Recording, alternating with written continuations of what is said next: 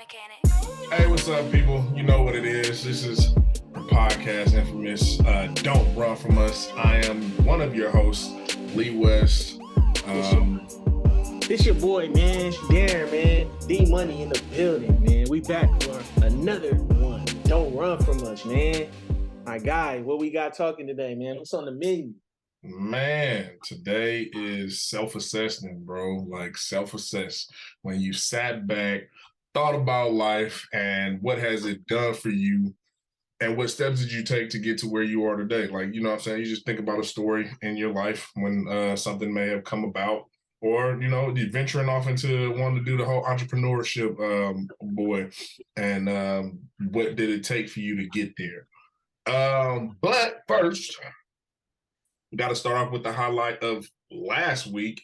What was your highlight of last week, my guy? I'm gonna say the highlight of last week for me was I just completed 3 videos, bro. 3 videos knocked out. I mean, one finalized, 2 of them are in the like post process, waiting for the artist to kind of give me the feedback or what if he likes it, what's need to change. But 3 videos knocked out. Just sent back. I would say like I did like a photo shoot. So I did a photo shoot for a couple people and sent back their photos and been getting feedback, man. So yeah, man, we've been getting at it, man, working, bro. You know, still got some more work to do. But yeah, that was a big highlight for me. What about yourself, G? I love it. He did the business aspect of it. So I'm gonna go ahead and hit y'all with the pleasure, boy. You know what I'm saying? Nah, man. Went on a cruise, my first cruise ever in life. So that was dope for my birthday, a little getaway.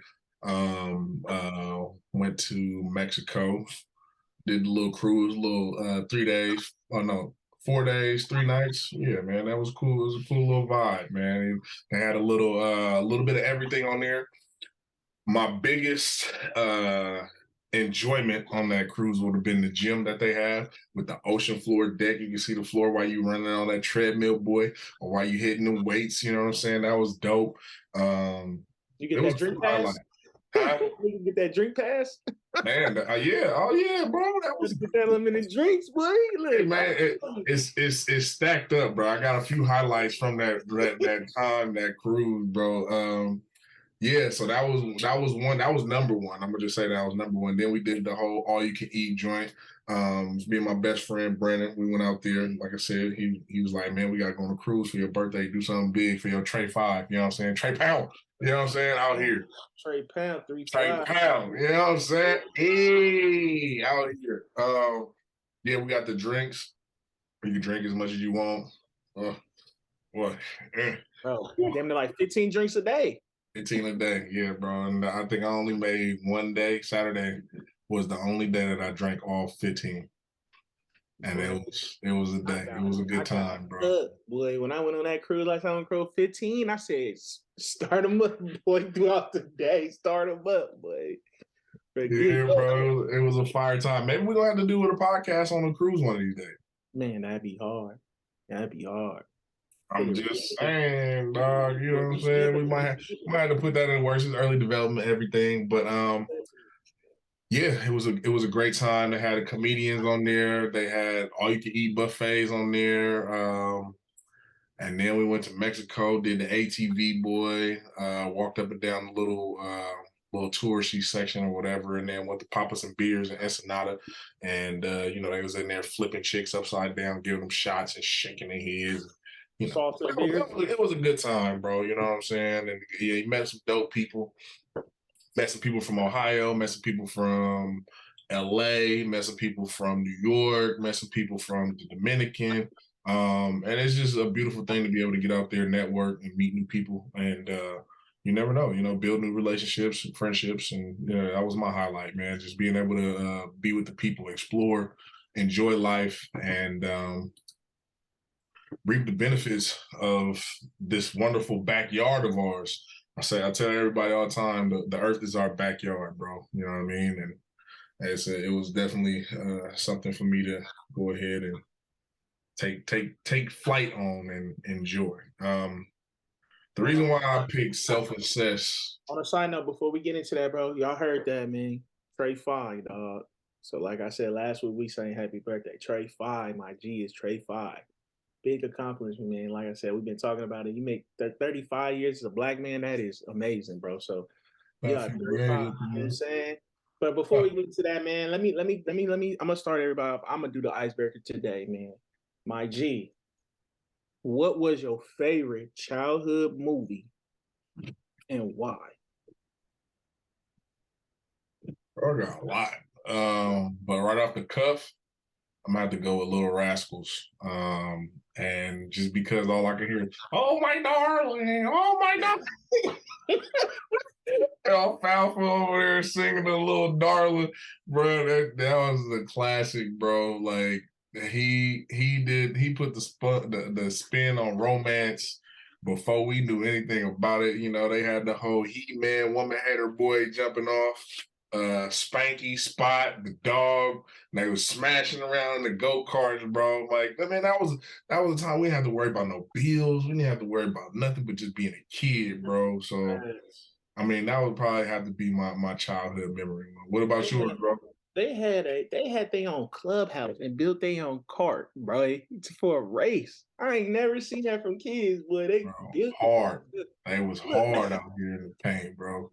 Hey, remember the one scene when they got when the fire, or I mean when the clubhouse got on fire and they went and got the water hose? And they... Bro, it's like, bro, he burnt they house, bro. That shit was hard. I said, damn, kids had their own club with a parents. Like, you ain't seen. We seen one parent, boy. Maybe like there was a couple of them in there. Reba McEntire, Whoopi Goldberg, and Donald Trump was in that. That's true. He was in Donald Trump was in that. The funniest part, bro, when another one was hella funny parts in that movie. He was like, "Do you know?" Hey, y'all heard it. Classic movie. I'm gonna go with Sandlot. You feel me? Oh, that's a good one. Why? You know what I'm saying? Like you said, it's about being a kid, bro. They was really outside enjoying themselves playing. You know what I'm saying? And got into a lot of situation trying to play outside. And with that situation, they had to get that ball back, boy. That you know what I'm saying? Dog on the other side too. Like, and the ball was it was like about kids wanting to play, and they wanted to play so bad. The kid took his father's prized possession. They was playing with it.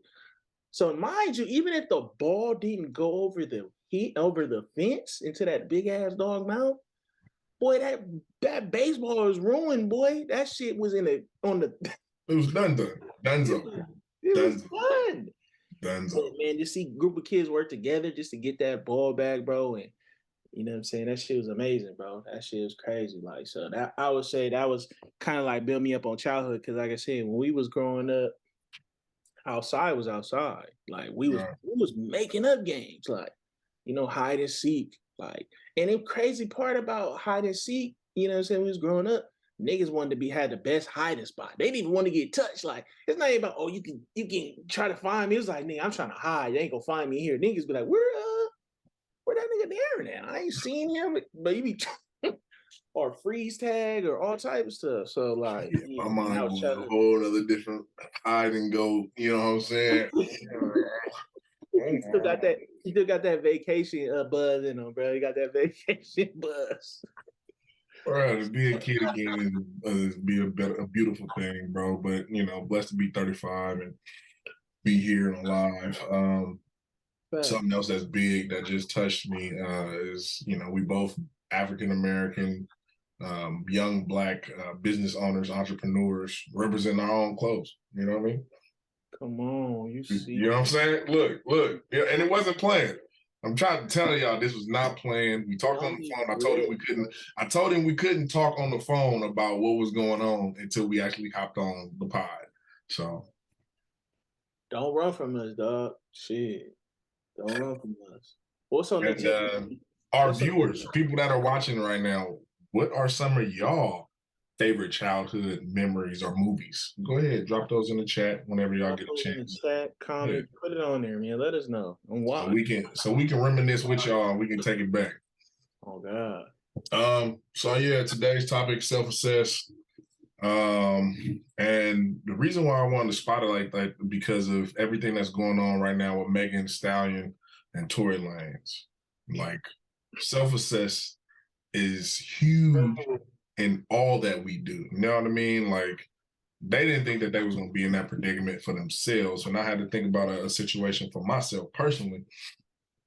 And I was like, bro, like the first time I had a kid, like my oldest, you know what I mean? Like I had to sit back and think about what am I about to do with my life? Where am I going to go? 19 years old, about to have a kid. You don't really know which path you're going to take as far as school or work, and you decide to go working.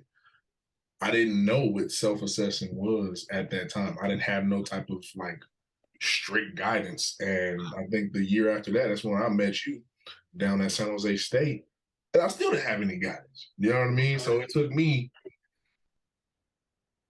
what early 20s, not early 20s, late 20s, early 30s to actually like understand what self-assessing was, even like going through my trials and tribulations and understanding how, you know, life works and all that other stuff. But having a kid definitely helped me mature a hell of a lot faster. And I didn't know that I was self-assessing because I personally got into some trouble, had to go to jail, and then ended up having to go to anger management. So like this is all like 19, 20 years old. Like, bro, like you just all over the place. You got a kid, you messing up and it's just going down the wrong freaking path, bro. And once I sat back and I was in those circles with those people, listening to their stories and my anger management classes, and I'm like, I was messed up. And I don't like to pass judgment on nobody, but if everybody else in this class is going through something that's like at least 10 to 20 times worse than me, I could get my life together and I can get things on point.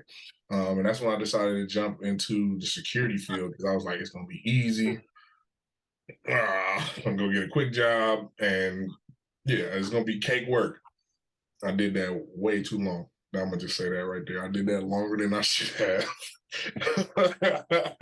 I was a security guard for way longer than I should have, and no disrespect to those people that are security guards. I see it as a wonderful either stepping stone or a retirement job. You know what I mean? Don't let that be your forever job. That's something that I will say to people out there. I would encourage them to not lean on that as their bread and butter, unless it's like you're in a director position, high management, and you making like buku bucks, or if you're like in like a private sector doing something, because it's different levels of security. You know what I'm saying? They got public security, they got private security, and then you got law enforcement and all sorts of stuff. I didn't know all this until I got deeper into it, but there's definitely different levels to it, and it's corporate as hell.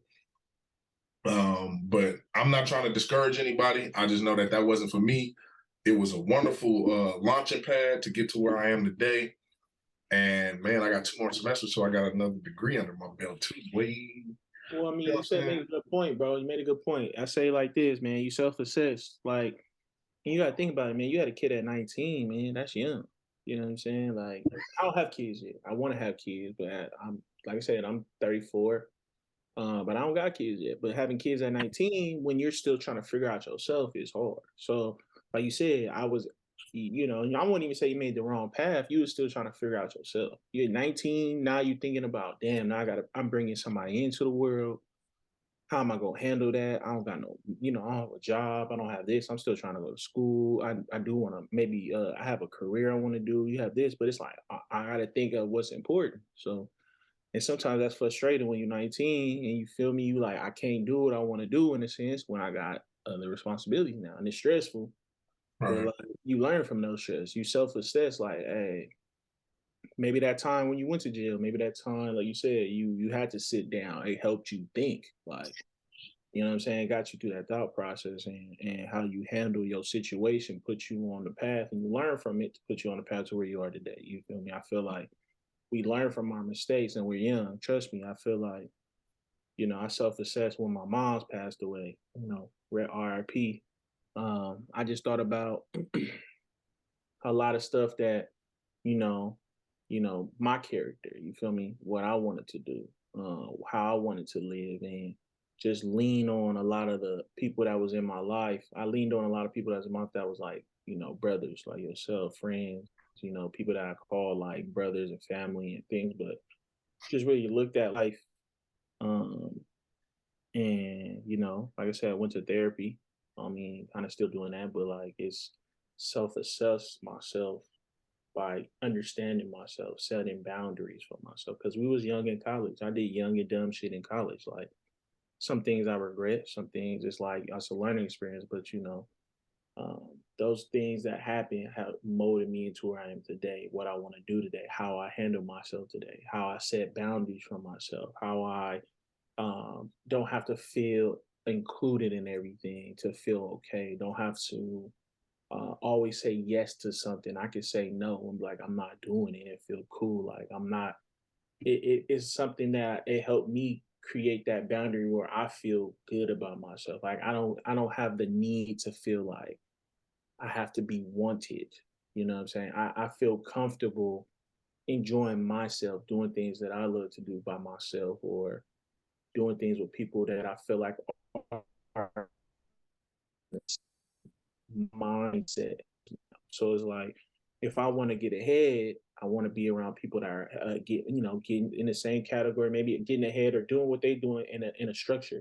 Because I feel like right now, you know, I feel like I've done a lot this year, but I still don't have the ultimate structure I want. I feel like if I had more of the discipline, which I'm working on, I feel like I'll be up way more than I am. So the amount of stuff that I accomplish now just by just kind of with the somewhat structure is great. But like I said, I'm looking at my 2022 like I could have, you know, 2020 going into 2023 and my discipline is gonna be here. That's my goal for myself. That's gonna be my target. Like and not look at, you know, how your last year was, but like every day just work to be a better person every day. So I self-assess like looking at life as an overall what makes me happy because I got to put me first. You know what I'm saying?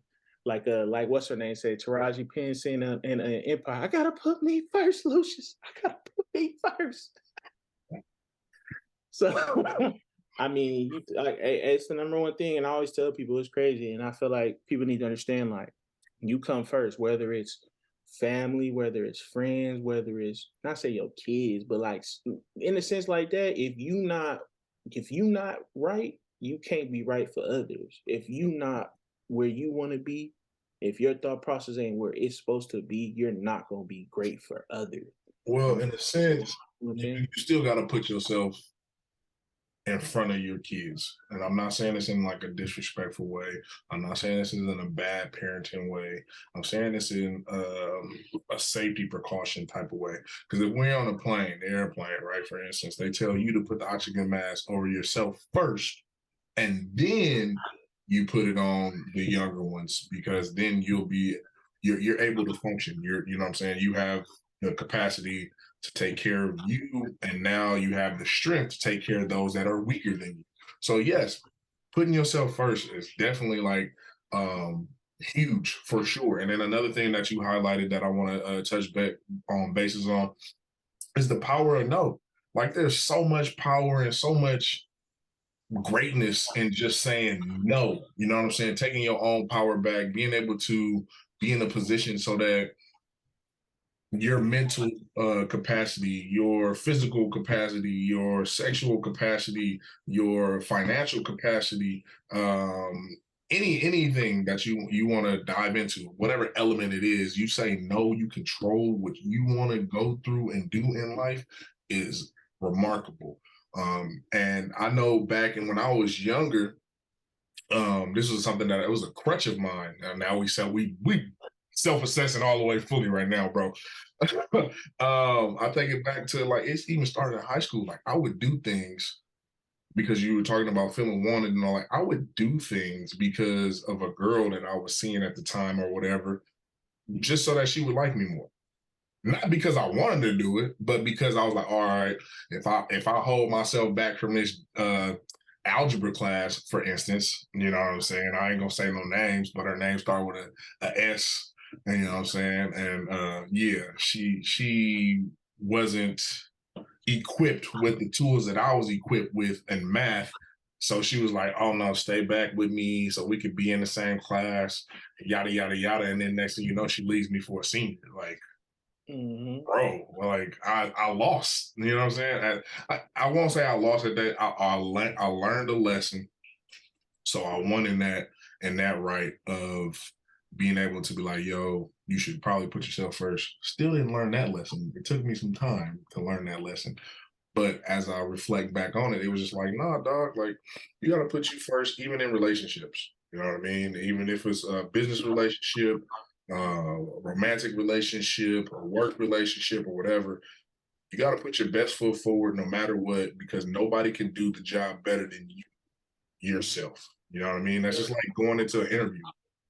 I tell people all the time that go through interviews and stuff, who can sell you better than you? Yeah. You know, pretty much people want to go in and how do you sell yourself? Right. Best person that sells themselves gonna get the job. Right. You can't Right. be afraid to sell yourself. Talk about your accomplishment in a way where it stands out. Like, oh, I didn't know you did that. Oh, I didn't know you did that. Like once they start asking questions about those accomplishments, they like, oh, like that's how you did that. Wow, that's man. We may be okay. You start putting them jot on the thing, like, but like you said, it's just that sometimes you have to take time for yourself to self assess. And I'm not saying, oh, I need to have a date of mine. Yeah, so I'm not saying ignore everybody. Do the things you love to do. Like sometimes I just love to go bowling, and when I'm bowling, I'm self-assessing. Like it's something I love to do, and I like to enjoy myself. So I think that's just something that is always important as well. Where it doesn't have to necessarily be about yourself, but you're doing things that you want to do. Right, right. And I can see your entire computer back screen through your glasses. I can see my shirt all up in there. Just want to let that be known. I see me, TWE. You know, Hey, it's amazing. hey, these It's motherfuckers amazing. sick. That's why they like globes on my face. I'm a superstar. Motherfuckers like globes on the face. Yeah, but no, you're right, bro. When it comes to finding your happy space, finding your quiet zone, and I'm glad that you mentioned the fact that you're in therapy. That's huge for anybody to admit, not just let alone because you're a black person or black male. But like when we're raised, we're like, nah, you don't talk about your emotions. No, you don't cry. You don't do this. You don't do that. You don't da da da. And all you just doing is suppressing all those feelings and emotions, all that into a little can until one day it just explodes and you don't know how to handle it because you don't know who to talk to or where to go. And everybody that's been around is like, oh, you're not a man if you don't do this. Or you're not a man if you don't do that. Think about like you said, anger management. I mean, you hear when, like I said, you did anger management. You hear a lot of stories, and some of that stories is probably built up emotion, built up aggression. And anger management is another version of therapy. It's just group It, therapy at it's that just point. and you built up. And the crazy thing is too is just when you in like you said, when I'm in therapy, it's more or less not even like you said, it's not even you might have some tears, you might have some stuff like that, but you actually reflecting. So you start to think about things like, damn, like maybe if I not say maybe, but it's like I'm reflecting on things. Like I could, thinking about things, and then it's like, how do I put my best foot forward for, you know, to what I want to do? And then Right. it's like maybe we should try A, B, and C. And then on our, on the next time, how did A, B, and C work, or how did this and this work? And And then and learning about those, like I said, those boundaries, learning about those steps, and it's like crazy. Like, and to add into what we're talking about, our topic of the day, assessing, like you throw the word therapy out there and a lot of people have a negative notion with it, like, oh, that's not something that you're supposed to do. But then again, in today's society, which is great, that is changing a lot. And there's plenty of things that people do that are therapeutic. Like for me, I go to the gym, I play basketball. Like you go bowling, or I'm doing some music, or I'm on the video game, we playing Call of Duty. And then some days we'll just send each other a random text messages like, bro, my bad, I messed up on X, Y, and Z, my fault. You know what I'm saying? And then just open up. Like I got a lot going on right now, and because we brothers, we can do that. Not everybody has that opportunity to be able to just open up and just like openly say, like, this is what I'm going through. X, Y, and Z because of that, or they might feel some type of shame or some type of fault, or like somebody's going to judge them. When that's not the case, it's just like, yo, get it off your chest, say what you need to say. And if someone is the best listeners are active listeners, or even people that don't even respond. You know what I'm saying? It's just like, oh, are you telling me you're going through a problem or you got some type of problem? If you're not asking me for a solution, I'm just there to listen. I'm just there to support. But now, if you asking me for a solution, I'm gonna help you find a way to get you to the next step so that you can solve that problem. Like that's what a real friend or brother or spouse or whatever that's what they're supposed to do when somebody is going through something. I believe that's what I believe. I'm not saying that that's what everybody believes. That's just what I personally believe. And you just sit back and self-assess where you are, where you've come from, the type of people that you have, your supporting cast, and we all have a supporting cast, which is amazing. We have different groups of people in our lives that have touched on us, loved on us, pushed us to be a better version of ourselves, and then tap in with us. Like I got an accountability partner that I meet with on every Friday at noon to tell him what I got going on in my music industry, to tell him what I got going on with school, to tell him what I got going on with family, whatever, like where I'm at in that. And he's like, all right, well, you got to make sure that these things are trackable and it's something that you can obtain. Let's not be far fetched and put our goals out there, something that we can't reach. You know what I mean? Exactly. It's more like I said, it's that accountability. And some even like, going back to, just kind of reflecting on that is, how are we assessing, sitting back and assessing our goals? Are we looking at, because I remember in school growing up, it was like, what's your 1 year, 5 year, 7 year plan? And you look back at it now, it's like, imagine the best people that had those 1, 5, 7s. And when we talk about people like, oh, especially now, it's so crazy because I ain't seen it like on 2023, I'm gonna be woo woo woo woo because I feel like it's played. That shit played now. Either it's like either you're gonna assess yourself and write down a, not say goals, but checklists. Um, and accomplish those, or you're not gonna do it. Because I feel like goals, people get discouraged when they put goals and they don't hit them. When they don't hit their goal, they're like, oh, okay, I can't do it. Then they're stressed because they put it as a goal. But I feel like if you put it as a checklist, like uh, a checklist for discipline, like you said, I wake up in the morning, I go to the gym. That's like my therapy. I'm at the gym. That's a checklist. Boom, I'm at the gym. Then I'm doing this. Then I'm doing that. Then I'm going here. And after that, I'm at home. Whatever.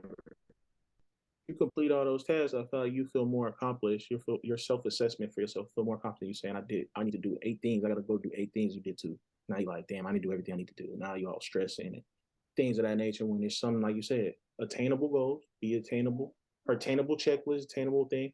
I look at life like I always tell people I look at life like in college, bro. It's a green sheet. They gave us the homework for the whole year. It just depends on when you want to do it. It had due dates, but it depended on when you want to do it. The most people that had the best, people that had got the good grades, or if they say or did the work, was people that planned for it. They had all the shit early, so when it was time to write the paper, they just had everything. They didn't need to go find it. They had the research, did all the research. Now they just putting it together. I mean, all the answers are in the syllabus. That's the blueprint. You know what I mean? All the answers are in the syllabus. One thing I wanted to anchor back onto that you touched on was goals and task lists. I see, for me personally, I think they go hand in hand, and it's still a measurable goal when you fail because now you know why you failed. You know what I'm saying? It's like, all right, I said I was going to do X, Y, and Z, and then you get with someone that, accountability partner, they well, why didn't you make it? And you don't have no room for excuses. You know what I'm saying? Like, why didn't you do it? What stopped you from doing that? And then you just sit there and you really got to self-assess and dive deep. And you can't come out of this thing saying, I don't know. We too old to sit around and give a response like, oh, I don't know. Well, let's be real. I was lazy. Let's be real. I procrastinated. Let's be real. It slipped my mind. Let's be real. I did not prioritize this goal, this task, and I didn't make it something that was important to me. But then once the deadline came up to it, I'm scrambling all over the place so that I can try to make something out of nothing. Mm-hmm. I done it plenty of times with papers. Like, unfortunately, hey, We all been there. Them last minute papers be like, you be getting it in, but then you be like, you see it when it come back, she start circling a whole bunch of grammatical error. Like, what? bro, it's tough. Tough, bro. We just hit the 10-minute mark. We got 10 more minutes left on this beautiful pod for the day. Hope you guys are definitely enjoying it. Darren, what do you have coming up? So right now, I'm like I said, I'm planning, like I said, next year. I got 2 projects that I'll be working on.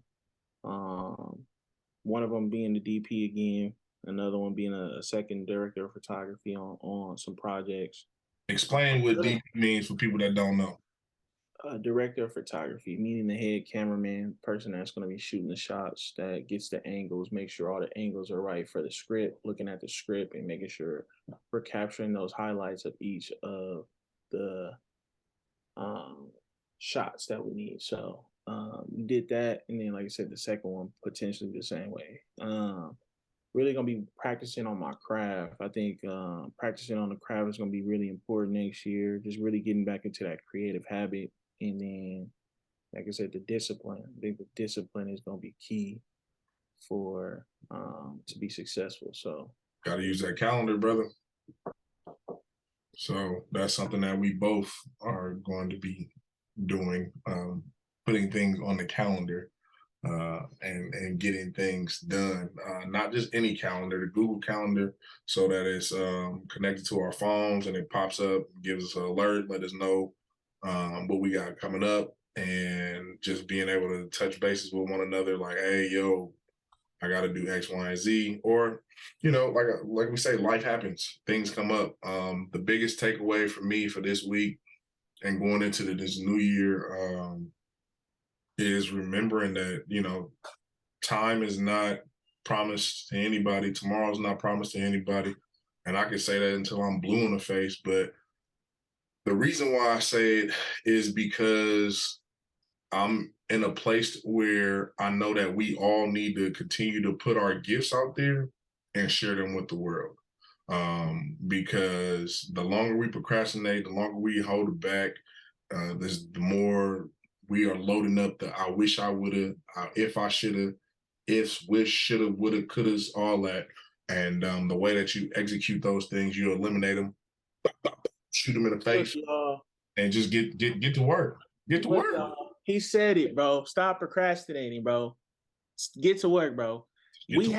Some people have 1, 2, maybe even 3 phones and a tablet and a laptop. These mugs are not used to just be sitting on it looking at it crazy. We need to, like you said, organize it, put our stuff in the calendar, make sure we're accountable of it. Look at our hours in a day. We got 24 hours in a day. If you work, 8 hours is work, 4 hours is probably sleep. Some people need 4, 5, some, whatever. 2 hours should be practicing on your craft or something you love to do. The next thing is about planning to execute for where you want to be. You know what I'm saying? Like, we just need to put our mindset like that and get back in the habit. As you said, there's no excuses for why you say you want to do something, you don't do it. And if, as you said, somebody tells you, oh, I just didn't do it. Well, you don't really want it. So don't be upset if somebody in your circle or somebody that you see doing it is doing it, and you like, oh, I could have, man, I better did it better. No, you wouldn't have, because you ain't do it. So you can't do nothing better. Exactly. You know? Just you like got people that are doing it. Maybe they're not as further ahead than most people that are actually just continuing to do it. Maybe because of work, as you said, life things happen. But people that are doing it and is still trying to get to where they need to be and progress, I respect more of those people than people that saying, "Oh, I could have did it better, man. If it was me, no, you couldn't have, bro. I always said, no, you couldn't, man, because you ain't do it. All you doing is hating right now. Even people that say I could have did it better, or I should have did it better, or whatever. Like you talking to, I'm not about to compare myself to nobody else. Like that's where you lose that entire battle to begin with. If anything, it should be how can we win with each other? You know what I mean? It's not a competition type thing. If it's anything, if you ever looking at competition, you look at it from a healthy spectrum. It's just like Kendrick Lamar and freaking J. Cole. You know what I mean? Like they have healthy competitions, bro. Look, it's a lot of money out here. It's a lot of jobs out here. It's a lot of things people can do in the same lane. And you might have certain clientele that like the way you do your work versus somebody else. Everybody works not the same. Everybody's creative. Yeah. But it's like you said, how can we work together as a community? How can we build something as a community? How can we focus on bettering ourselves? As you said, I do video and photography. I do it a different way, but it helped motivated my boy Lee West. He got picked up a camera. He got a drone. He doing some work. He had, you know what I'm saying? It's not a competition. When he asked me something like, well, figure it out. If I know some information, knowledge is power. I'm gonna share it. I feel like, as you said, we share information. Right. You share information with me, I share information. Right. Just like with the whole business, starting your business thing. Like he asked me questions about starting a business. Like, you know what I'm saying? We if it's something that we know, we got knowledge, the game should be free. It's not sold or whatever. The game should be told, bro. Period point. Exactly. You can learn the game. You can still learn it on YouTube. Don't get me wrong. You can still pick up a book and learn, but if I know some knowledge, I'm not gonna hold it back because I feel like, oh, I don't want to give it to you. Like I feel like people that say that I want to give it to you or nothing like that, I feel like people are nervous. People are the people are haters. People don't succeed, bro. And I feel like it's just so much money out here, and we just got to get back to the time where we helping each other. You know what I'm saying? As not just with business, but mentally, physically, like you said, active listener, being someone that can kind of help with the guidance of being in that same position. Like I know people that lost, like people understand. I feel like when you lose a loved one, a parent, someone that's really close to you, a friend that was really like a brother to you, maybe something like that, bro, that's a void, boy. You know how hard it is to feel a void, like, and trust me, like, being able to talk to people about it, talk to people and understand myself and kind of still have those, you know what I'm saying? That void is, you know, it's hard to close up, you know, those are emotions that still reign, you know, emotions that we still have, but that's good. Like you want to feel those. If you didn't feel them, then you know what I'm saying. I look at it like it's another grieving. You know, it's another way of self-assessing. And a buddy of mine he just lost his father right like a day or two ago or something like that. And then I'm gonna talk about what I got going on. He said which was dope to me. He was like, the world's gonna keep going on, and you gotta just anchor down and know that nobody's really gonna cry for you or feel your pain. Like you can't. Nothing's gonna stop for you because you're going through this traumatic experience. Like the world's going to keep going. Work is going to keep going. Things are going to keep flooding in, and people or connections are always going to come in. It's just how you deal with it, the type of people that you put around you, and then ask for help. There's nothing wrong with asking for help. But what you got going on, my G? Yeah, I'm about to start jumping into these reels, and I'm gonna create a TikTok page. Started doing all that fun stuff, getting animated, and it's gonna be some stuff you're gonna see from between. Don't run from us reels coming up. Don't run from us reels for sure. Finna come up. They're gonna be funny, fun, interactive. We just here to spread a positive message, bring laughter, love, culture, family, fitness, health, finances, the best that we can, and put people in the right position to open up, and just let's all win. You know what I'm saying? That's what we here for. You know what I mean? That's big wins. We doing big dubs for y'all. Big dubs out here, man. Come on, man. I'm gonna leave you with this on my last, on Don't Run From Us, man. Look, don't be afraid to fail. Don't be afraid to fail. If you fail, Get your ass back up. It's a learning experience. Because when you do it again, you can be like, it's gonna be a lot better because you knew what's not supposed to do. Hit me up. You feel me? If you need to follow me, a Darren Production on Instagram, YouTube, a Darren Production. If you want to see some funnies, if you want to get laughs, Mr. Die Hawkins 3_. Holla at your boy. Yee. I'm just Lee M. West Jr. That's my Instagram, and then my YouTube is YouTube_Young West 3. So yeah, get at us, man. Have fun, interact with us. We're here for the people. We are the people. We love the people. And Darren just gave us the nugget of the day. That's what we're gonna be calling that, the nugget of the day. And I guess it's on me next time. It's all good, man. One love. Don't run. We out.